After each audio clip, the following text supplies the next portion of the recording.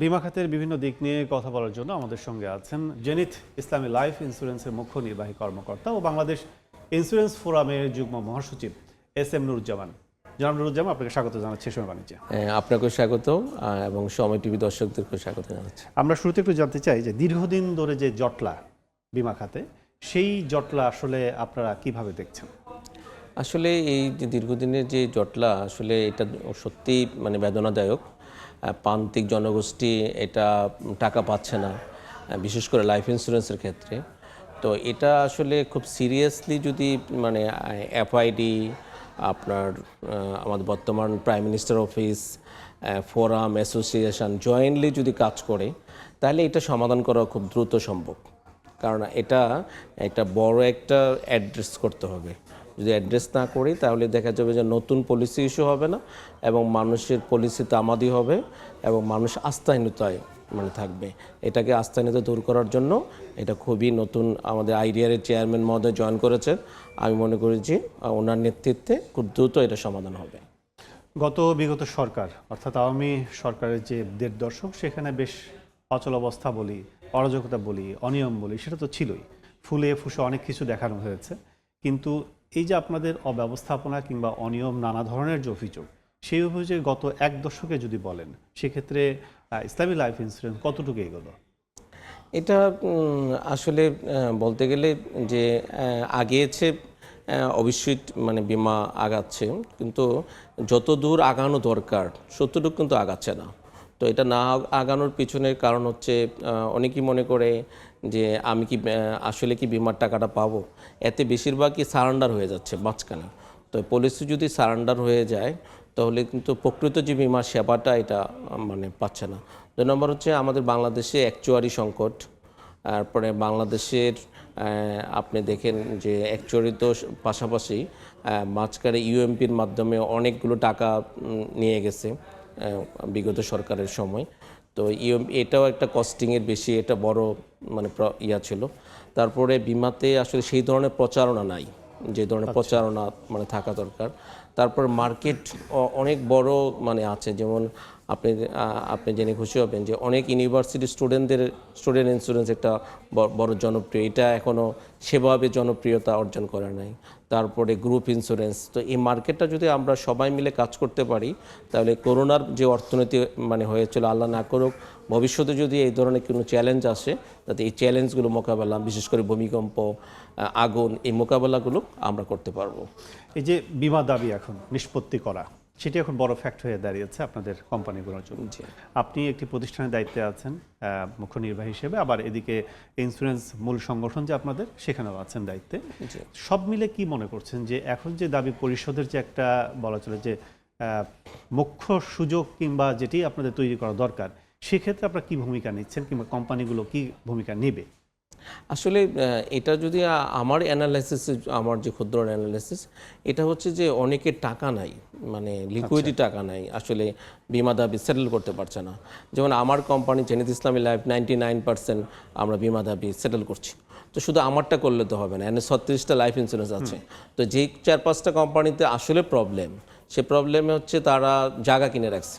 তো জায়গাটা যখন কিনেছে তখন আসলে প্রকৃত জামে কিনে নাই, সেখানে ইভ্যালুয়েশন করেছে।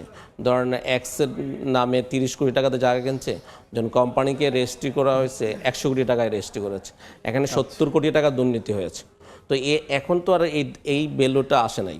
তো আমার কথা হচ্ছে যে টাকারে আসুক, যদি এটা 50 কোটি টাকাও আসে, তো এটার দাম দিয়ে যদি আমরা গ্রাহকদেরকে টাকা ফেরত দিতে পারি, তাহলে 50% সমস্যা কিন্তু সমাধান করা যায়।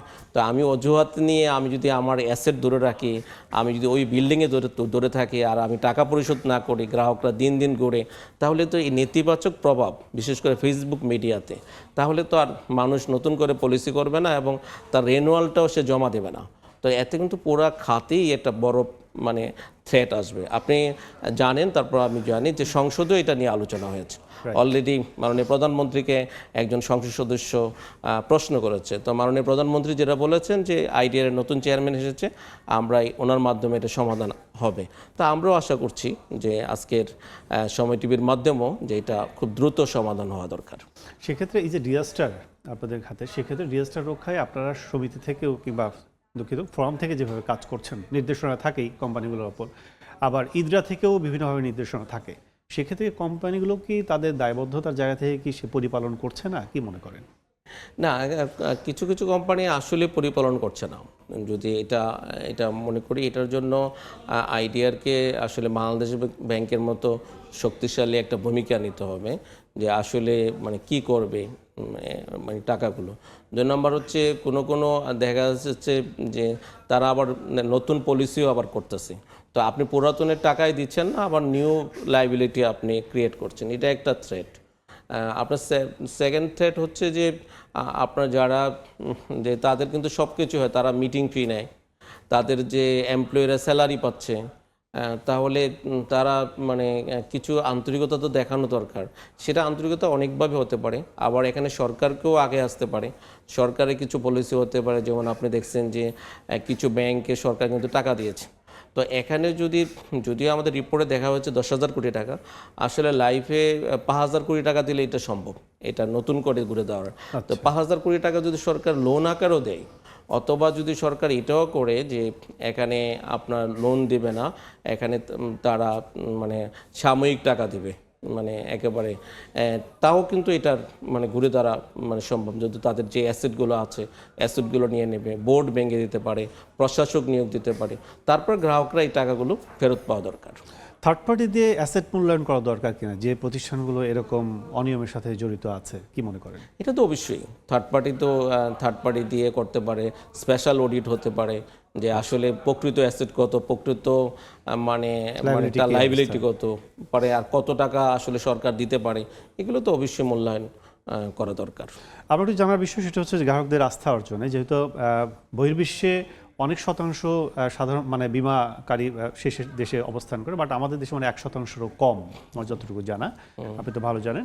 সেক্ষেত্রে যেটি আস্থার যে সংকট, সেটি হচ্ছে যে আমরা পার্সোনালি যদি একটু অভিজ্ঞতা বলি, ফরেস্টে আমরা 2000 সালে একটি বিমা শুরু করেছিলাম, 15 সালে সেটি ফুলফিল আপ হয়। আমরা জমা দিলাম 38,000 টাকা, আমরা পেলাম হচ্ছে 15 বছর পরে, 17 বছর পরে পেয়েছি, সেটি আরও 2 বছর লেগেছে, পেলাম 35,000 টাকা। তো এই যে শুভঙ্করের ফাঁকি, 38 জমা দিলাম আমি 15 বছরে, পেলাম 35, আমাকে বলা হলো ডাবল দেওয়া হবে 60,000। কিন্তু সেই জায়গা থেকে মানে কতটুকু আপনারা কি বলবেন, যে এখানে এজেন্সিগুলো কি ফাঁক ফকর রাখে, না আপনাদেরই সমস্যা? আপনি আসলে যে কোম্পানিটাকে নাম পড়েছেন, এটাই আসলে এখান থেকে বেশি টাকাগুলো তছরূপ করে নিয়ে আছে। এটা একটা বড় মানে এই কোম্পানিটা বাংলাদেশের লিডিং কোম্পানি ছিল। দুঃখজনক হলো যে এই কোম্পানির যারা আগের পরিচালনা পরিষদ ছিল, তাদেরকে আসলে চোর বললেও আসলে কম বলা হবে। এবং এই ধরনের একজন তো ওইখানকার যিনি ফাউন্ডার ডাইরেক্টর, উনি তো জেলে মারা গেলেন, আরেকজন জেলে আছেন চেয়ারম্যান। তো ওনাদের শাস্তি হচ্ছে, তবে আসলে এতে প্রকৃত গ্রাহকরা ক্ষতিগ্রস্ত হচ্ছে। তো এটা আসলে বর্তমান যিনি ম্যানেজমেন্টে আছে, ওনারা চেষ্টা করছে এটা উত্তরণ করার জন্য। এই কারণেই আজকে এই মানে টাকার অঙ্কটা আপনি দেখতে পাচ্ছেন। তো আসলে প্রকৃত টাকা আরও বেশি পাওয়ার কথা। নুরুজ্জামান ভাই, অভিযোগটা বিদেশি একটি বীমা প্রতিষ্ঠানের বিরুদ্ধেও আছে, আমার কাছে ছিল, কিন্তু সেই অভিযোগটা তারা এজেন্ট যারা থাকে জেলা পর্যায়ে, তারা এই সমস্যাগুলো বেশি করে, বলে একটা গ্রাহককে, দলিলে থাকে আর একটা। আপনারা কি মনে করেন, এই সলিউশন কিংবা সমাধানটা কি? এই সলিউশনের জন্য বেশি দরকার হচ্ছে ট্রেনিংকে গুরুত্ব দিতে হবে। প্রত্যেকটা কোম্পানিকে আসলে ঠিকভাবে মানে কি বলছে, আর যেখানে যে দলিলের যে প্রশ্নটা আছে, দলিলটাও বাংলায় দিতে হবে।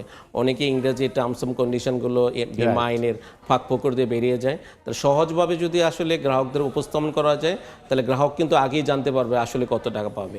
আর আরেকটা প্রবলেম হচ্ছে যে মানে অনেক সময় গ্রাহকরা ওই সাপ্লিমেন্টারি যে ইন্স্যুরেন্স করে, যেমন অঙ্গহানি, হেলথ ইন্স্যুরেন্স, এই টাকাগুলো কিন্তু ফেরত পাওয়া যায় না যদি কোনো তার অঙ্গহানি না হয়, যদি সে অসুস্থতা না হয়। তো ওই টাকা দিয়ে কিন্তু বেশি টাকা দিয়ে দেয়। তো এটাও কিন্তু একটা বড় একটা প্রবলেম। সঞ্চয় একটা, শুধু মূলত সঞ্চয় টাকাটাই ফেরত পাওয়া যায়। আচ্ছা, অভ্যন্তরীণ সংস্কারের কথা আমরা প্রতিবেদনে দেখলাম, সেক্ষেত্রে অভ্যন্তরীণ সংস্কারটা কিভাবে হতে পারে, কি মনে করেন? অভ্যন্তরীণ সংস্কার তো আপনারা জানেন যে প্রত্যেকটা কোম্পানিরই মানে অডিট হয়। একটা অডিট হয় যে কোম্পানিগুলো নিজস্ব অডিট করে তার মানে ইয়া দিয়ে, আরেকটা হচ্ছে যে সে মানে আপনার এক্সটার্নাল অডিটও করে, আবার আইডিয়ারও স্পেশাল অডিট করে। যদি অভ্যন্তরীণ মানে যে কোম্পানি কর্পোরেট মানে সুশাসনটা যদি ভালো করে যদি ইমপ্লিমেন্ট করে, তাহলে কিন্তু ওই কোম্পানিগুলো অনেক ভালো করে। আস্থা তৈরিতে কি করা দরকার খুব সংক্ষেপে যদি বলেন? আস্থা তৈরিতে 1 নম্বর হচ্ছে গ্রাহকদেরকে সচেতনতা বাড়ানো দরকার, এবং 2 নম্বর হচ্ছে বীমা দাবিটা যাতে আরও দ্রুত সেটেল করা যায়। বীমা দাবিতে এখন চেক ইস্যু করা দরকার নাই, কারণ এখন ব্যাংকিংয়ের যে আপনি যদি গ্রাহকদেরকে MCM করে দেন, মানে BFTN যেটা আমরা বলি, সেটাতে যেতে পারেন। তারপরে মোবাইল ব্যাংকিংয়ের মাধ্যমে তাকে গ্রাহকদেরকে দিতে পারেন।